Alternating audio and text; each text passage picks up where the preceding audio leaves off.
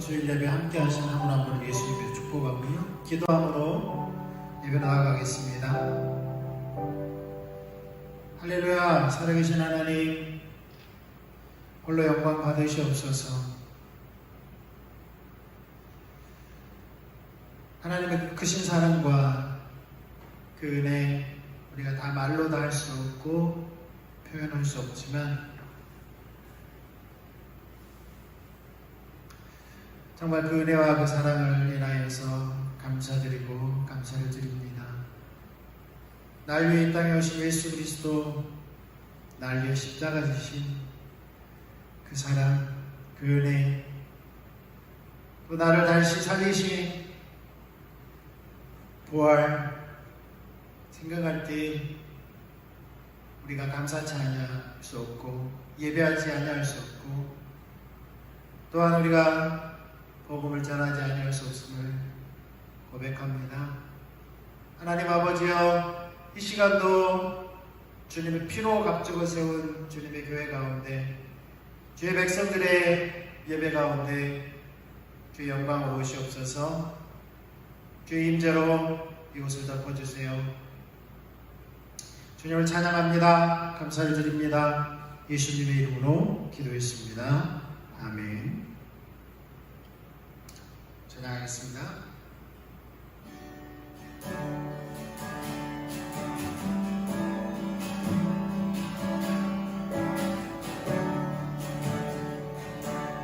크신 하나님의 사랑 알거라여 영원하네.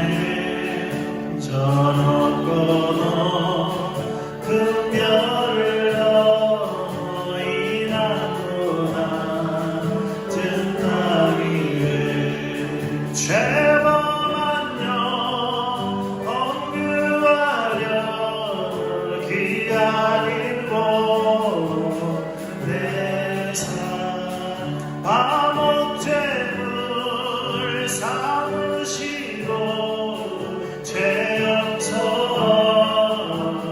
용서하셨네. 하나님 크신 사랑을 증량하고 하네. 영원히 변치 않는 사랑 성도여 찬양하세. 괴로운 시절 지나가고 나 위에 영화세할 때 주 믿지 않던 영혼들은 큰 소리 외쳐 울어도 주 믿는 성도들에게 큰 사랑 베푸사 우리의 죄 사했으니 그의 이제다. 하나님 크신 사랑을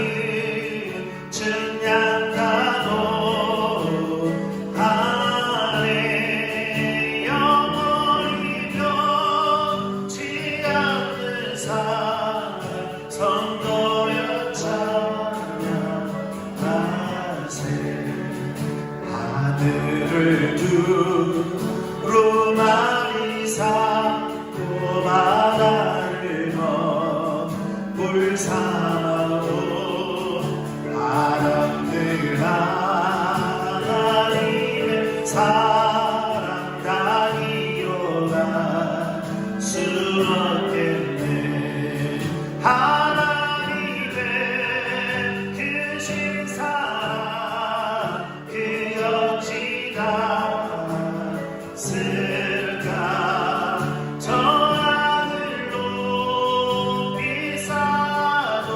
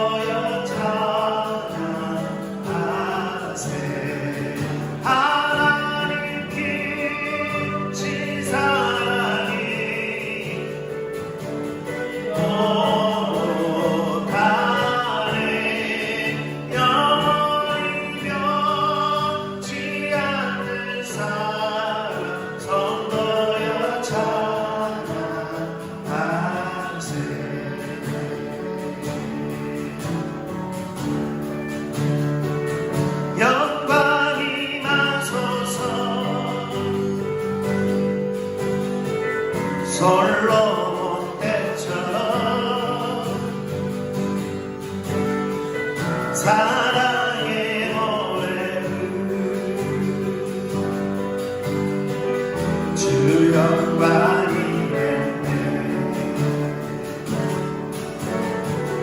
우리도 주님께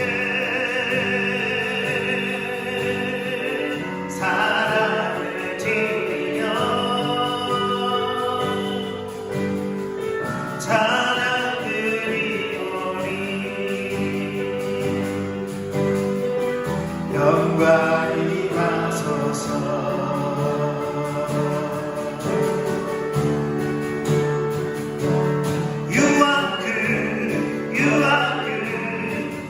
사랑 영원해. You are good, you are good. 주 사랑 영원해. You are good, you are good. 주 사랑 영원해. 이제로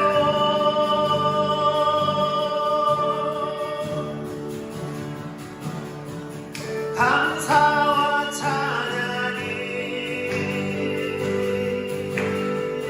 악기와 소리로 연합해 드리는데 주 영광이 됐네. 제사장 또한 구름 같은 영광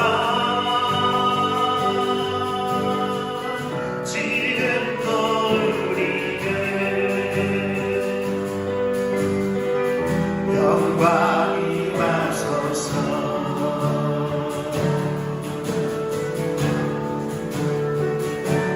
You are good, you are good. 주 사랑 영원해.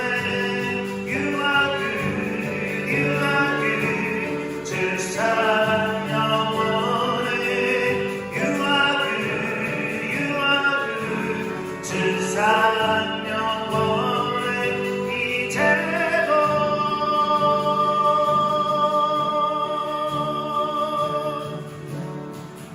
인생의 제사는 주의 불임하니 모두 엎드려 찬양을 드렸네. 인생의 제사는 주의 불임하니 모두 엎드려 찬양을 드렸네.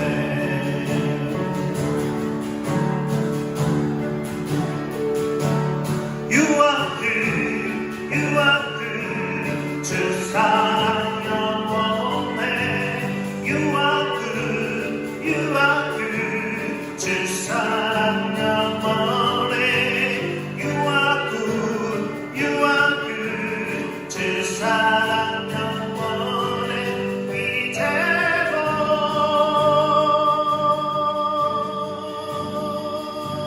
You are good, you are good. 주 사랑 영원해. You are good, you are good. 주 사랑 영원해. You are good, you are good. 주 사랑 영원해. 이제로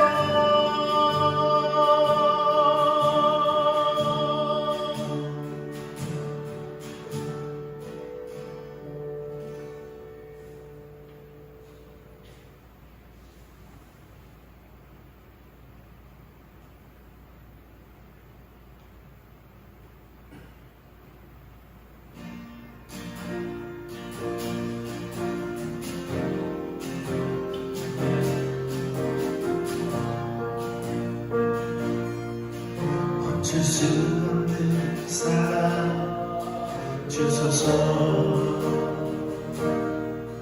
끊을 수 없는 사랑 주소서. 십자가에 달린 주님 계시니 그가 이 사랑 멈출 수 없는 사랑 주소서 끊을 수 없는 사랑 주소서 주께서 주신 비전 그 말씀이 있으니 주가 명하신 이 길 걸어가리 주님의 나라 영원하며 주님의 영광 무궁하니 나는 내는 나의 삶 감사해요 마음 다해 주님을 찬양해 멈출 수 없는 사랑 내게 주소서 아버지의 눈물 그 사랑을 끊을 수 없는 사랑 내게 주소서 십자가에 달린 그 사랑 멈출 수 없는 사랑 주소서 끊을 수 없는 사랑 주소서 십자가에 달린 주님 계시니 그가 이 사랑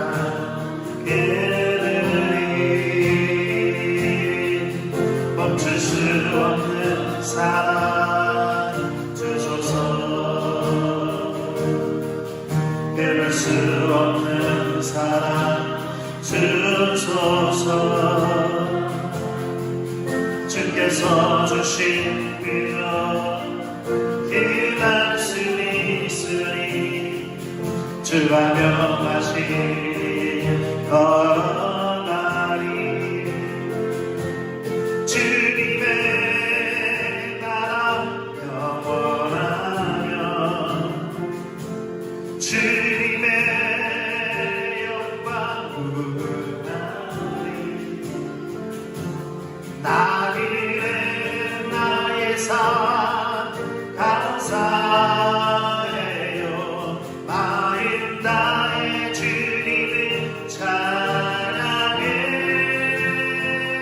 멈출 수 없는 사랑 내게 주소서 아버지의 눈물 그 사랑을 끊을 수 없는 사랑 내게 주소서 십자가에 달린 그 사랑 주님의 나라 영원하며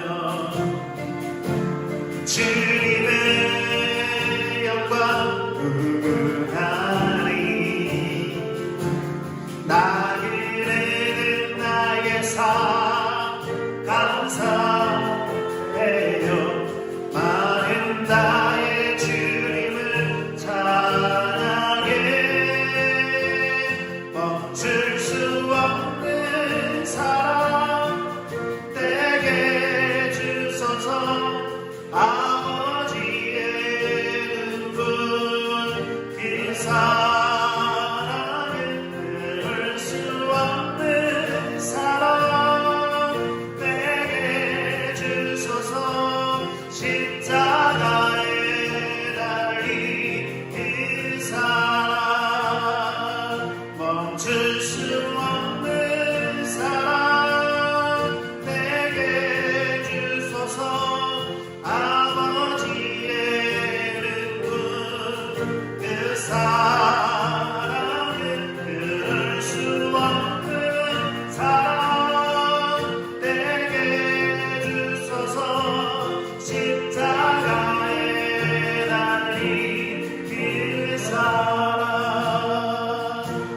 멈출 수 없는 사랑 내게 주소서. 아버지의 눈물 그 사랑은 끊을 수 없는 사랑 내게 주소서. 십자가에 달린 그 사랑.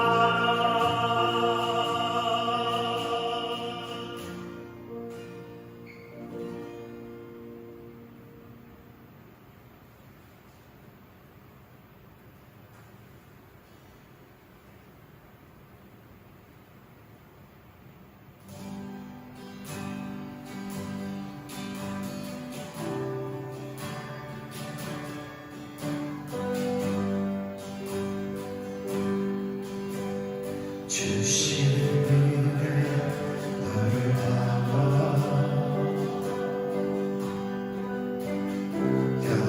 경외하며 섭니다.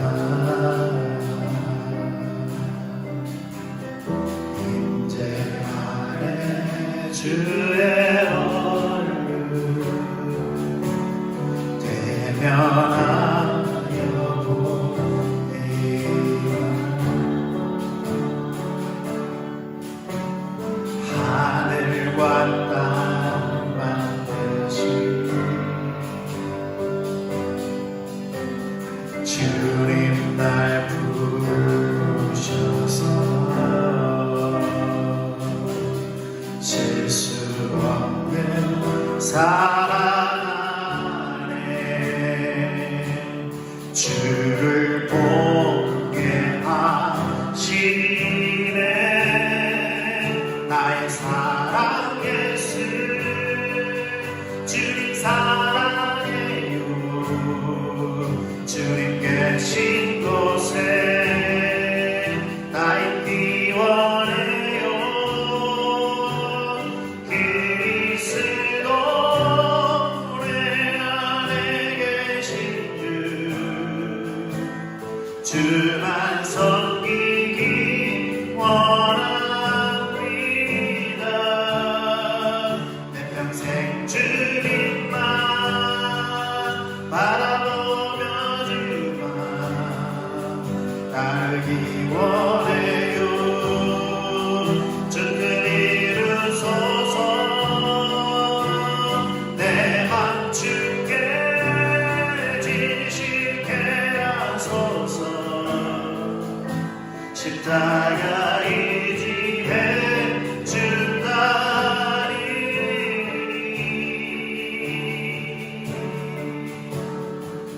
주신 은혜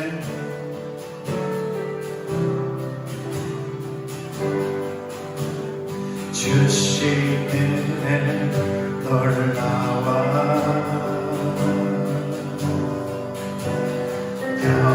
경외하며 섭니다.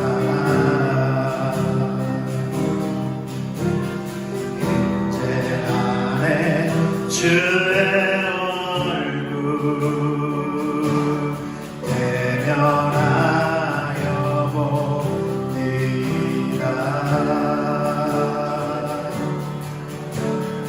하늘과 땅 만드신 주님 날 부르셔서 실수 없는 사랑 안에 주를 보게 하시네. 나의 사랑 예수 주님 사랑해요. 주님 계신 곳에 나 있기 원해요. 그리스도 내 안에 계신 주만 섬기기 원합니다. 내 평생 주님만 바라보며 주만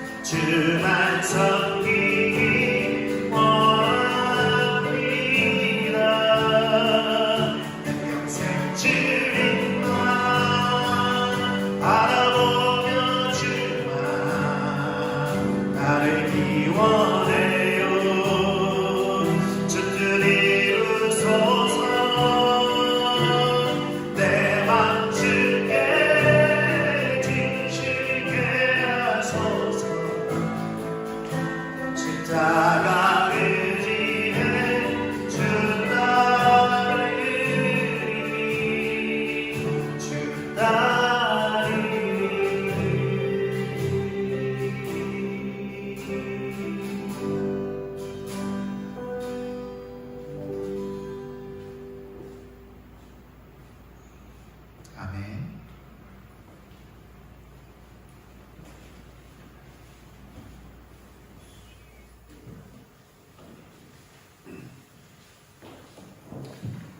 예, 거제일의교회 주일예배 함께 하시는 한 분 한 분을 예수님의 이름으로 축복하고요.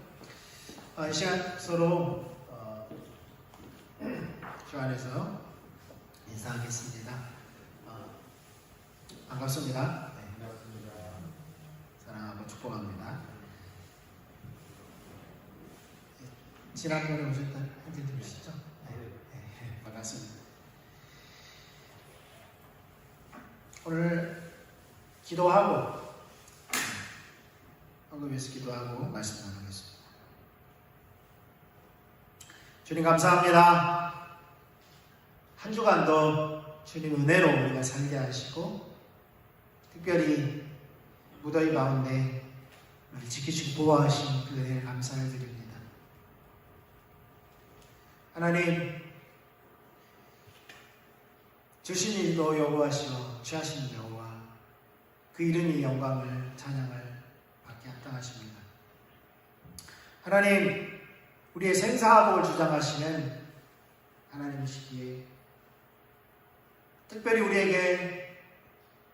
우리를 구원하시고 우리를 자녀 삼으시고 우리의 좋은 아버지가 되셔서 날마다 필요를 채우시는 그 은혜에 감사를 드립니다. 원하건대 주님, 가장 좋은 것 성령을 우리 가운데 충만히 부어주셔서 우리가 주님을 더 알 수 있도록, 주님의 길을 더 알 수 있도록 우리를 인도하여 주시옵소서. 모든 상황 가운데서도 우리가 감사하며 하나님 앞에 겸손히 하나님을 경외함으로 살아갈 수 있는 그 은혜를 부어주십시오. 감사드리며 예수님의 이름으로 기도했습니다. 아멘. 예, 관광까지 드리겠습니다. 우리가 토요일 날 중보기도 모였었는데요. 그 모임을 이제 접고요. 주일날 예배 마치고 10시 반부터 기도와 말씀과 기도로 그렇게 12시까지, 10시 반부터 12시까지 시간을 갖겠습니다. 하나님 말씀 보겠습니다. 시편 25편 14절입니다. 시편 25편 14절 같이 봉독합니다. 시작. 여호와의 친밀하심이 그를 경외하는 자들에게 있으며 그의 언약을 그들에게 보이시리로다. 아멘.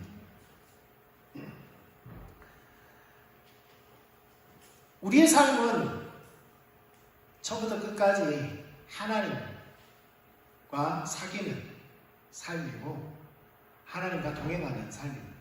다시 말해서 하나님과 친밀한 교제 가운데서 있을 때에 하나님께서 하나님 자신과 하나님의 뜻과 목적과 하나님의 길을 우리에게 보이십니다. 그럴 때에 우리가 온 삶으로 그 일에 동참하는 겁니다. 먼저는 친밀한 교제입니다. 그러니까 우리를 먼저 하나님께서 우리를 죄 가운데서 구원하셔서 일꾼 삼는 것이 아니라 자녀 삼으셨어요. 자녀 삼았다라는 게 바로 지난주에 말씀드렸던 파이디오는 생물학적인 자녀입니다. 생물학적인 자녀. 그리고 성인식 이전에 자녀를 파이디오이라 하죠. 그런데 12살이 되면, 유대인들이 12살이 되면 성인식을 거쳐서 이제 그 자녀를 휘오스라 합니다. 그러니까 그때 당시에는 문화적으로, 관례적으로 여성들은 가업을 입지 못했잖아요. 그러니까 단어가 휘오스라는 단어라고 해서 기분 나빠할 필요는 없어요. 오늘날은 우리가 하나님의 아들이다 할 때, 성경에서 하나님의 아들이라고 할 때 우리 식으로 표현하면 하나님의 자녀다 그 말이거든요. 아들이든 딸이든 상관없이. 성경에 보면 또 딸인데도 아버지의 기업을 유업으로 받는 케이스가 있었죠. 모세 시대에도. 슬로보아 시대. 성경의 케이스도 있어요. 그러니까 성경에 무조건 뭐 아들이라는 단어가 나온다고 해서 그 단어가 성차별의 단어가 아니라 그때 당시에 문화적으로 사회 통념적으로 그렇게 사용했기 때문에 성경도 그렇게 쓰여졌습니다. 만약에 오늘날 성경이 쓰여진다면 어떻게 쓰여졌을까요? 자녀라는 단어로, 아들과 딸이 포함되는 단어로 쓰여졌겠죠. 어쨌든 유대인들은 성인식을 12살이 되면 성인식을 거쳐서 휘오스라는 단어를 취득합니다. 그 말은 뭐냐면 12살까지는 아버지와 친밀한 관계 가운데 있었어요. 그러면 12살이 되면 친밀함을 버리고 뭐 가업을 위해서 일하느냐? 아니죠. 거기에 더해서 12살까지는 아버지와 친하게 놀고 아버지가 그 자녀들에게는 물론 가정교사를 통해서 배우게 하죠. 성경에 모학 선생이라는 단어가 나오잖아요. 가정교사. 어려서 철저하게 그 과정을 거쳐서 성인식을 거쳐서 이제 자녀가 되는 그 자녀는 아버지와 친밀할 뿐만 아니라 어디로 더 나아가요? 아버지의 그 가업을, 그러니까 아버지의 일을 이제 그 아들이 이어서 하는 거예요. 그러면 그냥 단순히 아버지를 뒤로 제껴놓고 아들이 다 하는 게 아니고 아버지랑 같이 하는 거예요. 아버지랑 같이 하는 거예요. 그런데 우리가 달란트 비유에서도 알 수 있지만 좋은 일꾼은 어떤 일꾼이에요? 주인이 어떤 의도를 가지고 그 달란트를 맡겼는지 알고 그 의도대로 달란트를 남기는 자였어요. 그런데 성경에 악한 일꾼이라고 그랬죠. 한 달란트 받은 종은 그 주인의 의도조차도 몰랐어요. 의도조차도. 심지어는 그가 주인을 오해하죠. 그러면 네 식대로 생각을 해도 차라리 은행에 맡겨서 이자라도 받게 해야지. 그렇지도 않았다는 거죠. 중요한 건 이자를 안 받아서 기분 나쁜 게 아니에요. 주인은 주인의 의도를 모르는 그 종에게 책망한 거예요. 그러니까 이제 성인식을 거쳐서 아들이 되었어요. 히오스가 되었어요. 그 자녀는 아버지와 친밀한 교제 가운데 있었고요. 아버지가 어떤 분인지 알아요. 그러면 아버지의 의도도 알아요. 그런데 아버지의 의도가 뭐예요? 장사를 해서 남기는 거죠. 그러면 장사를 해서 남기되 아버지가 어떻게 했냐를 배워야 돼요. 자기 방법대로 무조건 해서는 안 되는 거죠. 수단과 방법을 가리지 않고 목적을 달성하는 것은 그 아버지가 원하지 않는 겁니다. 아버지의 방식을 익히고 또한 아버지와 상의하는 가운데 그 길을 찾아가는 그런 자녀가 좋은 자녀인 거죠. 아버지의 자녀로서 아버지의 또 일꾼으로서 살아가는 겁니다. 우리도 마찬가지입니다. 하나님의 자녀가 되었습니다. 우리가 구원받아서 뭐가 되었어요? 하나님의 자녀가 되었어요. 그러면 우리가 먼저는 하나님과 교제 가운데 친밀한 가운데 사귐 가운데 있어야 되고요.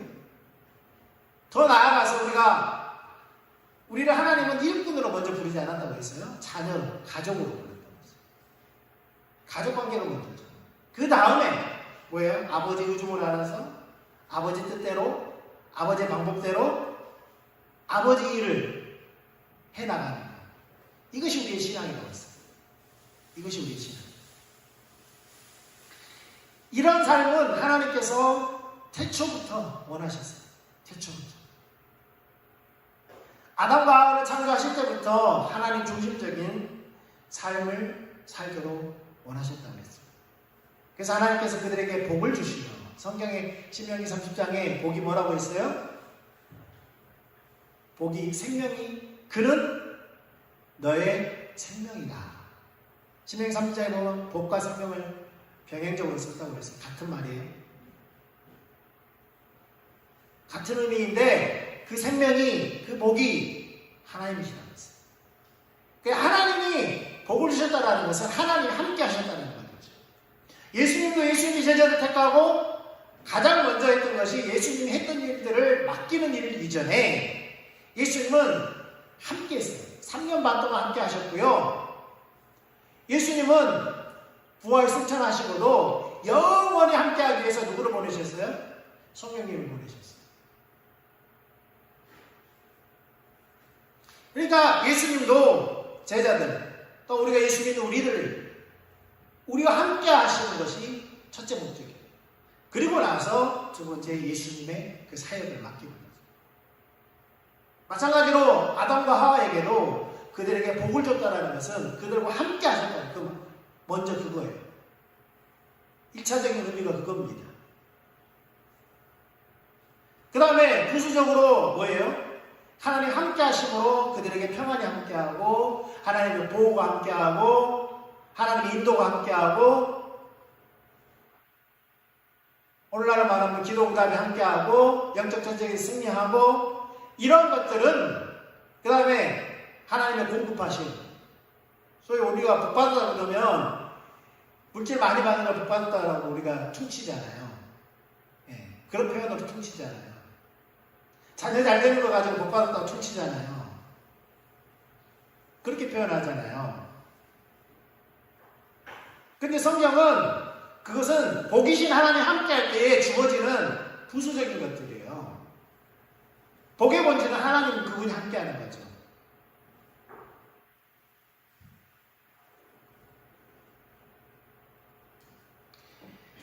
그렇게 하나님께서 아담과 하와를 창조하실 때에도 하나님 중심적인 삶을 살도록 그렇게 원하셨어요.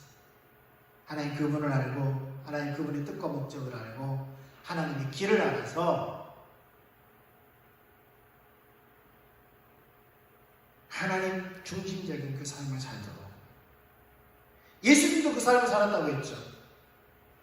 그래서 예수님은 하나님 중심적인 삶 특징이 세 가지인데 예수님이 이 삶을 살았어요. 첫째 아담이 그 삶을 살다가 실패했지만 예수님은 이 삶을 끝까지 사셨어요. 그리고 우리에게 이 삶을 살도록 주님은 떠나가셨지만 성령이 우리에게 보내주신 거죠. 예수님은 철저하게 하나님의 자원으로 사셨어요. 하나님 자원. 하나님 자원이라는 그분을 아는 거죠. 그분을 아는 거. 그분의 속성을 알고, 그분의 성품을 알고, 그분의 마음을 아는 거예요. 심지어는 예수님은 스스로 판단하지도 않았어요.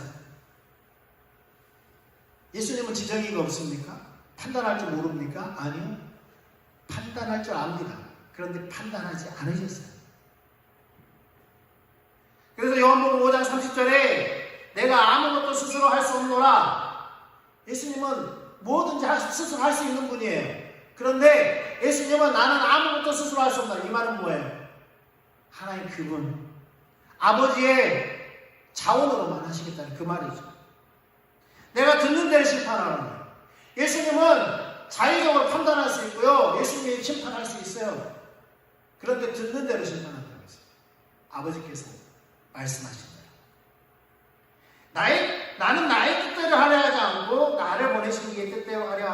내 심판은 의로우니라. 예수님 마음대로 한 게 아니라 예수님을 보내신 아버지의 뜻대로 하기 때문에 그분이 의로운 거예요. 네, 그분이 정당한 거예요.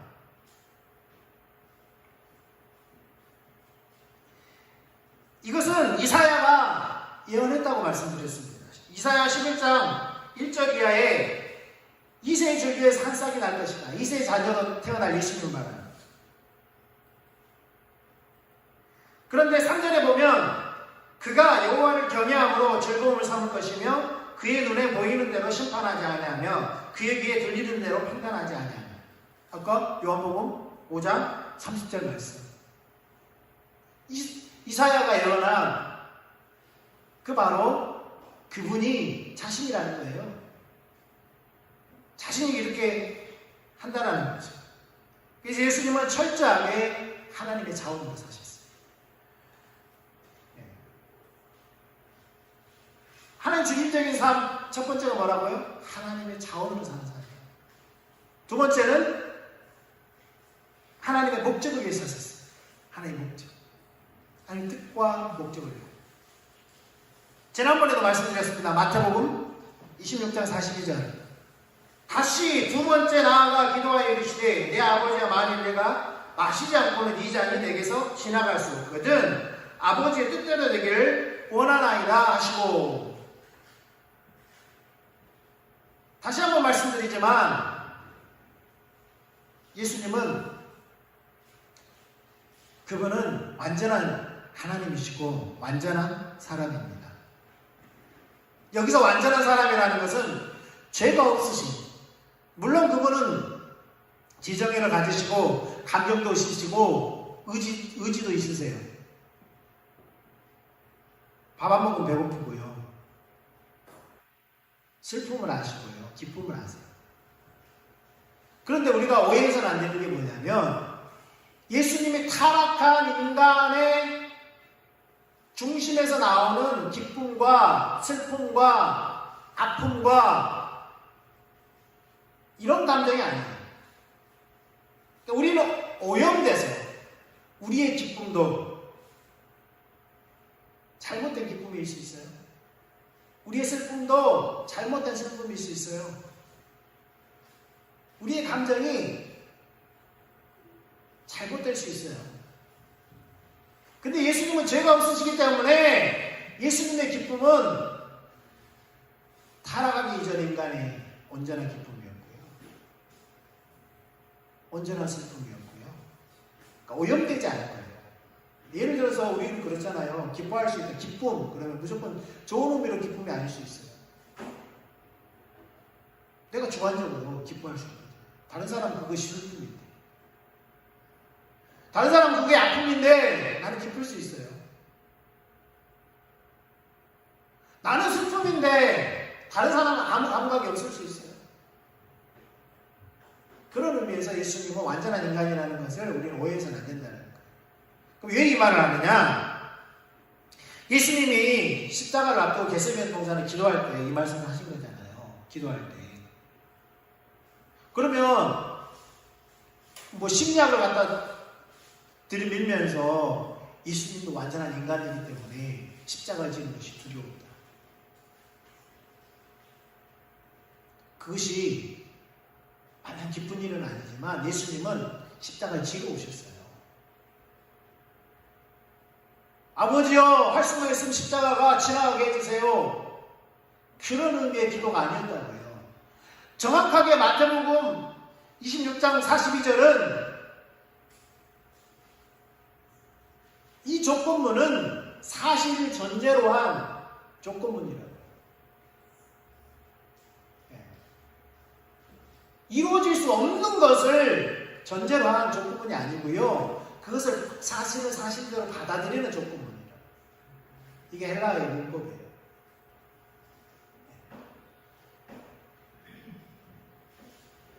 그러면 예수님의 이 기도는 뭐라고 했어요? 내가 아버지 뜻을 압니다. 아버지 뜻이 알기에 내가 이것을 백혀갈 수 없는 것을 압니다. 그래서 아버지 뜻대로 되기 원합니다. 그 말이에요. 그러니까 예수님은 철저하게 누구의 목적을 위해 사셨다고요? 하나님의 목적을 위해 사셨어요. 또한 예수님은 철저하게 하나님의 방법으로 사셨어요. 베드로가 칼을 들고 말고의 길을 잘랐을 때 예수님은 그 길을 들어서 붙여주시면서 칼을 도로 꽂으라. 칼로 일어선 자는 칼로 망한다. 예수님이 내가 지금이라도 12군단 더 되는 12군단 더 되는 12군단뿐만 아니라 더 되는 천사를 요청할 수 없겠느냐. 네가 하는 식으로 내가 다 할 수 있다. 그러나 이것이 아버지 뜻이 아니에요. 아버지의 방법이 아니라 하나님의 방법이 아니에요. 십자가를 지는 것은 하나님의 방법이에요. 십자가를 피하는 것은 하나님의 방법이 아니에요. 하나님은 12군단 되는 천사를 보낼 수 있어요. 다 쓸어버릴 수 있어요. 그냥 우리를 다 지옥으로 보낼 수 있어요. 근데 하나님은 우리를 멸망받도록 내보내지 않고 우리를 구원하기로 작정하셨어요. 그래서 예수님을 보냈어요. 그 구원하는 그 방법은 예수님이 우리를 위해 십자가에 죽는 거예요. 그 방법밖에 없어요. 하나님이 전지전능하다고 해서 그 방법을 하지 않고 다른 방법을 할 수 있다? 그 방법은 우리를 모조리 몰살하는 거예요. 모조리 몰살하는 거예요. 그건 하나님 우리를 구원하는 방법이 아니죠. 이 땅에 죄를 없애는 방법이에요. 그런데 우리의 죄를 없애려면 흠없는 인간으로 오신 예수님이 우리를 대신해서 제물이 되셔야 돼요. 그게 하나님의 방법이었어요. 그러니까 하나님의 방법을 가로막지 말라 이 말이에요. 베드로에게. 예수님은 철저하게 하나님의 방법대로 순종하셨어요. 그게 바로 십자가였어요. 그게 하나님의 방법이었어요. 우리에게도 이 삶을 살라 말씀하시죠. 고린도전서 1장 30절. 고린도전서 1장 30절에 뭐라고 말씀합니까? 너희는 하나님으로부터 나와서 그리스도 예수 안에 있고 예수는 하나님으로부터 나와서 우리에게 지혜와 의로움과 거룩함과 구원함이 되셨습니다. 우리도 예수님처럼 이렇게 살아야 예수님의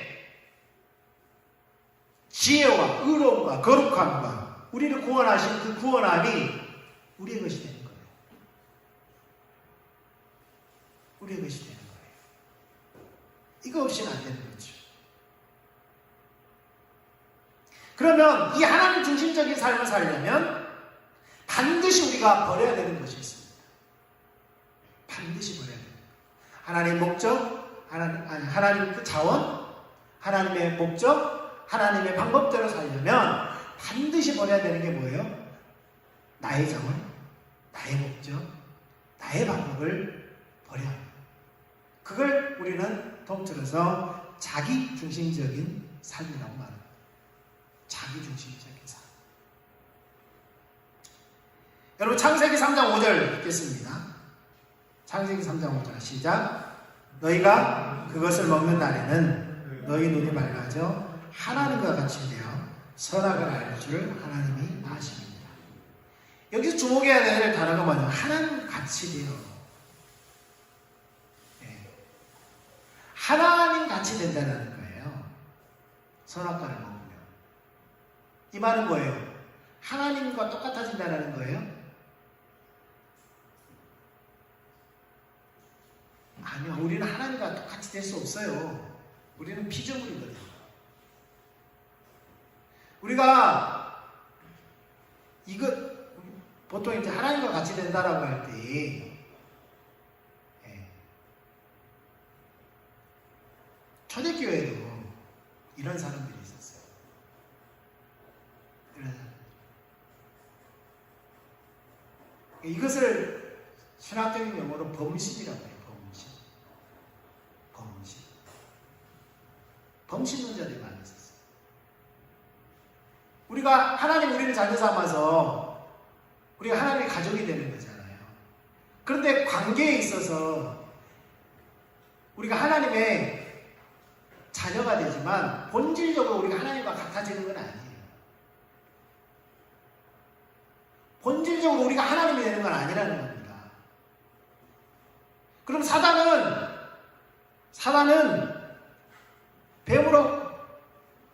뱀에게 들어가서 지금 말하고 있는 사단은 하와에게 뭘 말하고 있어요? 너희가 하나님과 같이 될 거야.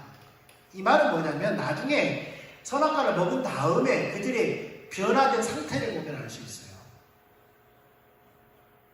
변화된 상태. 그런데 이 마음은 누가 가졌냐면 바로 사단이 가졌어요. 이사야서 14장 13절 14절. 그러니까 사단의 타락에 그러니까 사단의 타락의 그 사건을 어느 정도 우리가 그 사단의 타락 때에 그 사건을 유추해 볼 수 있는 성경 구절이 두 군데 나와요. 이사야서 14장하고 에스겔서 28장. 사단이 타락하는 장면을 우리가 좀 상상해 볼 수 있는 장면이 성경 두 군데 나오는데 이사야서 14장하고 에스겔서 28장입니다. 근데 그 중에 하나가 이사야서 14장 13절 14절입니다. 지금 내가 내 마음에 이르기를 하나님께서 지금 누구에게 말하는 거예요?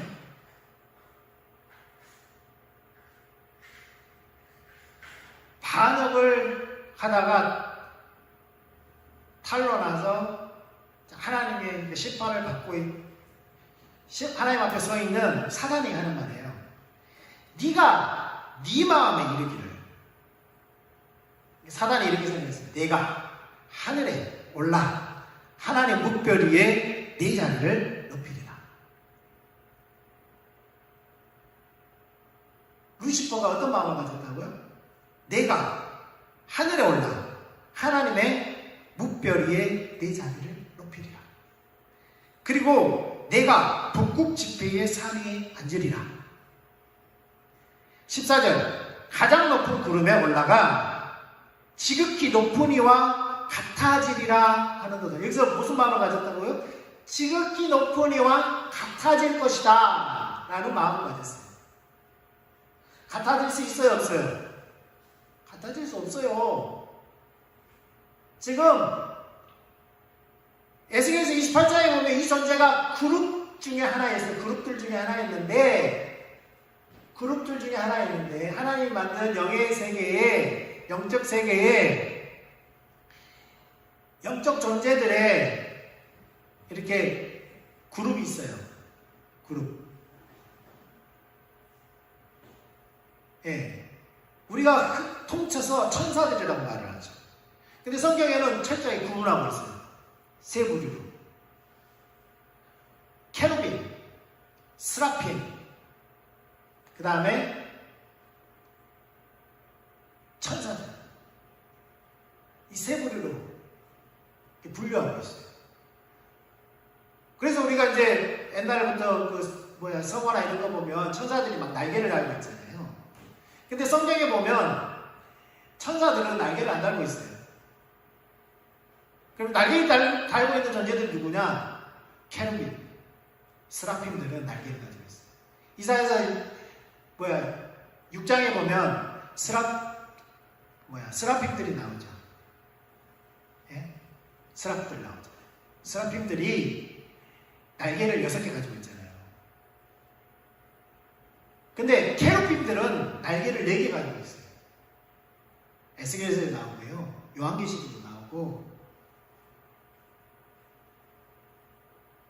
이게 세 부류가 있는데 그 중에서도 가장 탑 그룹에 있는 케루빔이에요. 케루빔 중에 하나가 바로 루시퍼입니다. 에스겔서 28장에 보면 너는 기름 부음 받은 그룹이었다. 케루빔이었다라고 말해요. 너는 기름 부음을 받은, 그러니까 뭔가 목적을 위해 기름 부었다는 사역을 이렇게 세워졌다는 얘기잖아요. 너는 그룹 중에 하나였다. 그런 표현이 나와요. 그리고 에스겔서 28장에 보면 그 존재가 어디에 있었냐면 에덴에 있었어요. 에덴에 있었어요.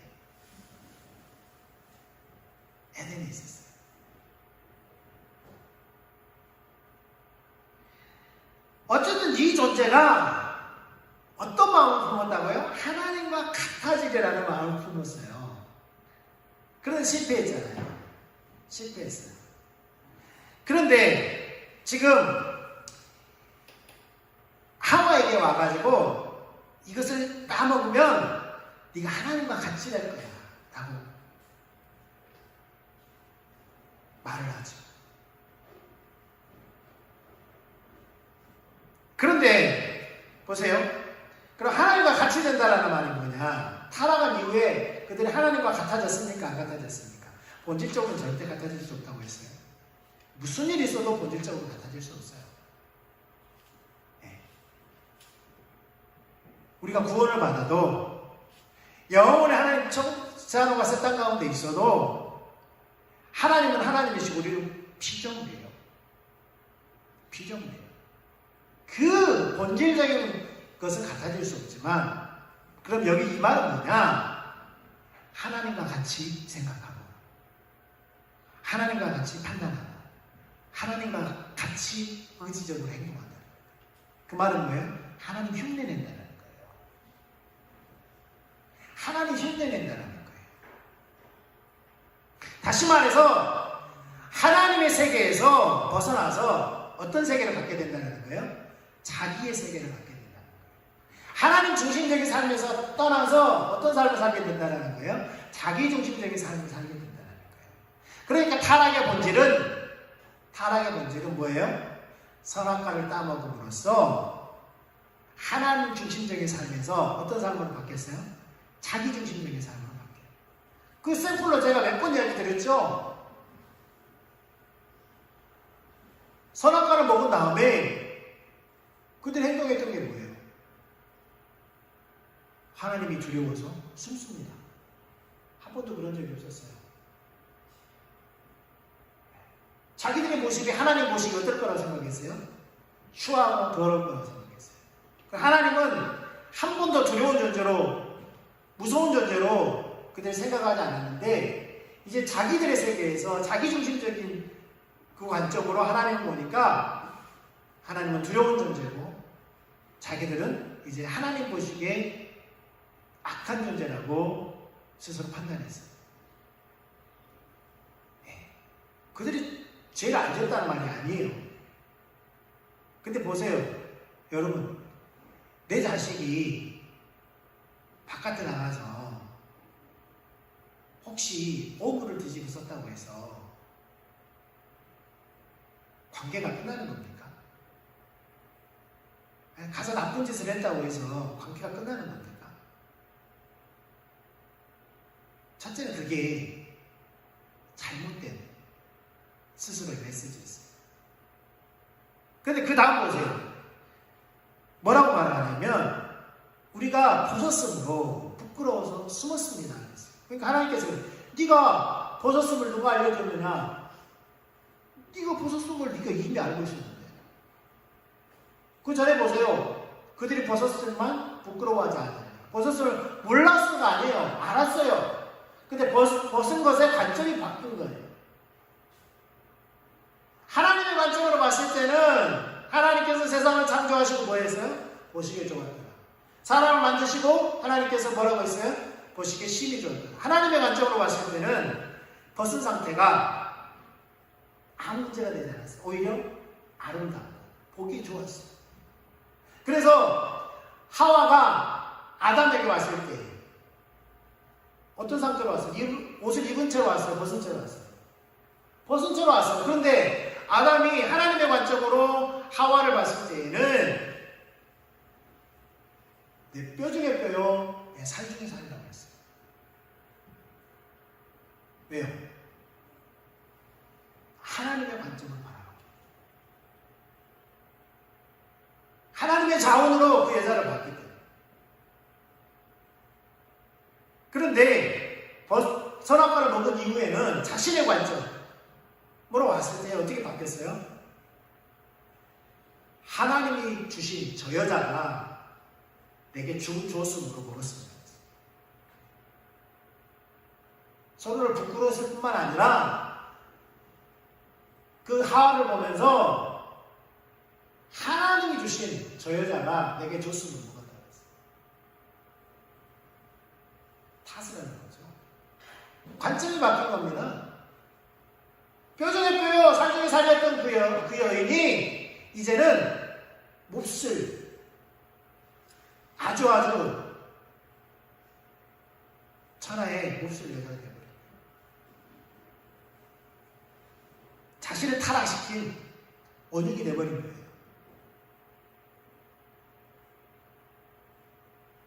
하와도 마찬가지입니다. 하와도 마찬가지.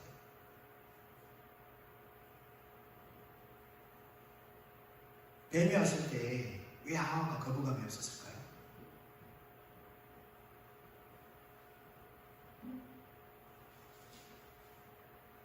하나님의 관점으로 그 뱀을 봤을 때 전혀 징그럽지 않았어요. 어느 날은 뱀 보면 저는 제일 싫어하는 동물 중에 뱀이 제일 싫어요. 저는 깜짝 놀라요, 뱀.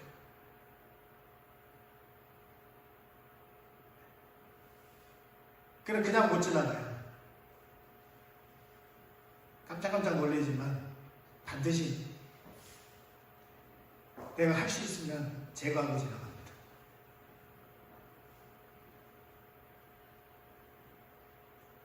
지나간 여인이 어렸을 때 시골에 있으면 그 논둑길 있잖아요. 논둑길 지나가면 그 짧은 논둑길에도 뱀이 2-3마리나 있어요. 이게 깜짝 놀라요.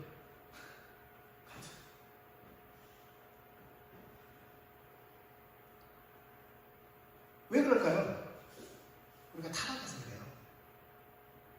타락해서. 하와가 처음에는 그 뱀을 봤을 때 전혀 거부감이 없었어요. 뱀과 대화를 했어요. 전혀 거부감이 없이. 그런데 타락한 이후에는 어떻게 됩니까? 하와도 마찬가지예요. 아담은 타락할 필요가 없어요. 하와도 저 나쁜 놈의 뱀이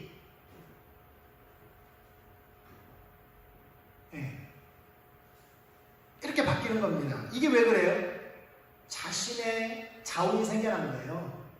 자신의 관점으로 바라보는 자신의 자원이 생겨난 거예요. 이게 뭐예요? 하나님의 자원이 아닌 자신의 자원. 이게 뭐예요? 하나님처럼 돼버린 거예요. 하나님처럼 가치를 판단하고 내가 좋다, 싫다를 판단하는 존재가 되는 거예요. 하나님 보시기에 좋았던 것이 내가 보기에는 심히 안 좋은 것이 되는 거예요.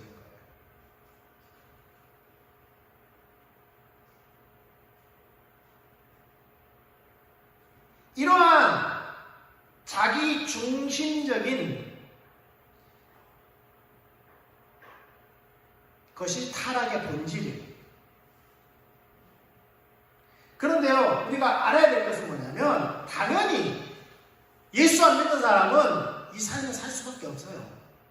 그러니까 예수 안 믿는 삶은 그냥 자체에 놓고 예수 믿는 우리의 삶이 이 삶이 될 수도 있다는 거예요. 문제는. 왜요? 아담 안에서 우리가 물려받은 유산이에요, 이게. DNA예요.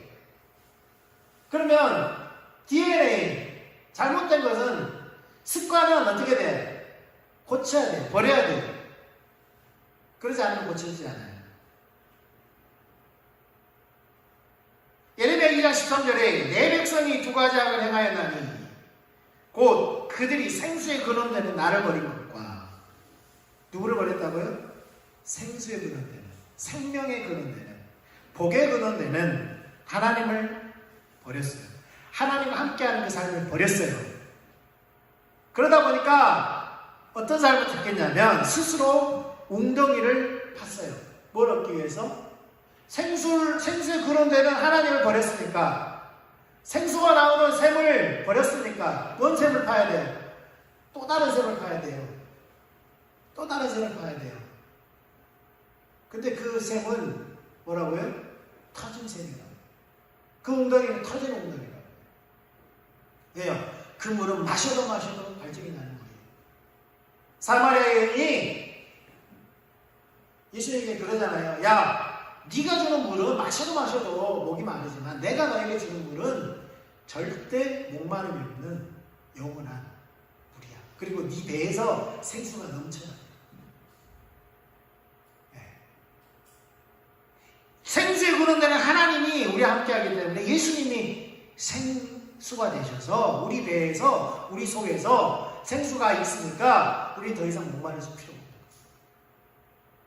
그런데 반대로 하나님의 백성들이 두 가지 악을 행하였는데 뭘 했다고요? 생수에 그런데 하나님을 버린 것, 그 다음에 스스로 웅덩이를 판 것, 샘을 판 것.